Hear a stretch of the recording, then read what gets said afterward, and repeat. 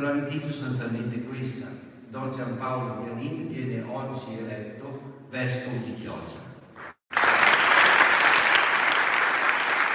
È un applauso dal cuore quello che accoglie nel Salone della Curia Vescovile di Padova l'annuncio del vescovo della città Claudio Cipolla. Don Giampaolo Dianin, figlio della Chiesa diocesana, attuale rettore del seminario vescovile e membro della segreteria del Sinodo, è stato nominato vescovo da Papa Francesco.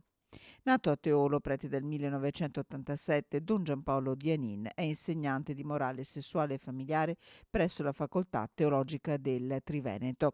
Sarà ordinato vescovo in cattedrale a Padova il prossimo 16 gennaio. Alla sua nuova diocesi Monsignor Dianin ha già scritto una lettera. Vengo in mezzo a voi per ascoltare, conoscere, inserirmi in una storia che parte da lontano e che chiede da parte mia rispetto e stima. Non porto con me né programmi né strategie pastorali. Il 22 ottobre Papa Francesco ha chiamato Don Giampaolo Dianin, che così accoglie questo nuovo viaggio.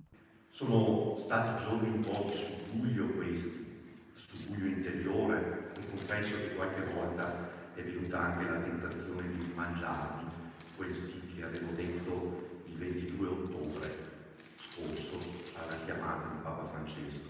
Ho sempre insegnato che per sposarsi bisogna lasciare il padre e la madre, ma anche onorare il padre e la madre.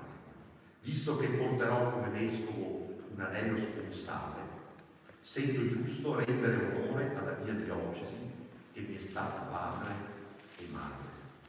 Vi ringrazio ancora tutti e se potete